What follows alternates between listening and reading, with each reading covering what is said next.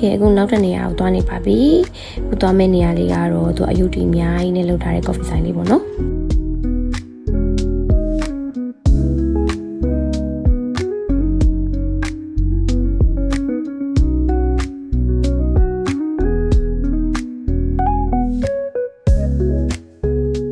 ဒီမှာရုပ်တည်အများကြီးချိန်တာလို့သွားကြည့်မယ်ဆိုပြီးတော့ခေါ်လိုက်တာကိုရောက်တော့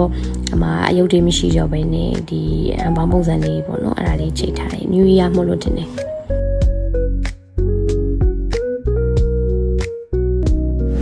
ကဲထဲဝင်ကြည့်ကြမယ်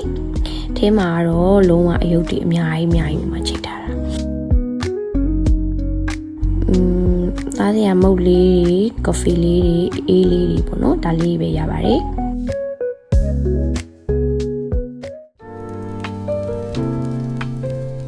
ရုပ်လေးလည်းအစုံပါပဲနေရာမှာကတ်ထားတာတွေရောတွေ့လောင်ချထားတာတွေရောမျိုးပဲရုပ်တွေလည်းအကြီးတွေပဲ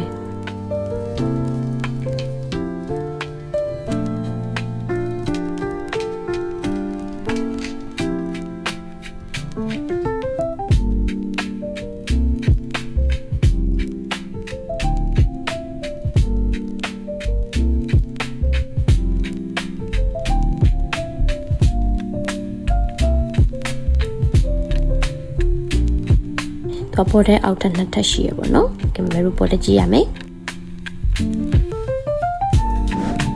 ပေါ်တက်မှာလည်းတိတ်ပြီးတော့ထွေထူးမရှိပါဘူး။အယုတ်လေးတွေနဲ့ထိုင်ကုန်သပဲဝိုင်းလေးနေပါပေါ့နော်။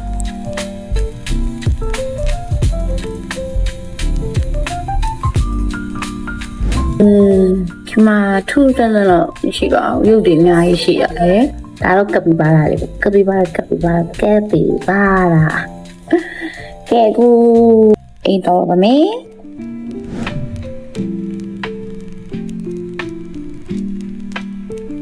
ဟိုချင်းမမှာတော့တိတ်ပြီးတူကြကြလေးစရာတိတ်မရှိဘူးပေါ့နော်။ဒီဗီဒီယိုလေးကိုစောင့်ကြည့်ပြီးတဲ့အတွက်ကျေးဇူးများတင်ပါတယ်တာ။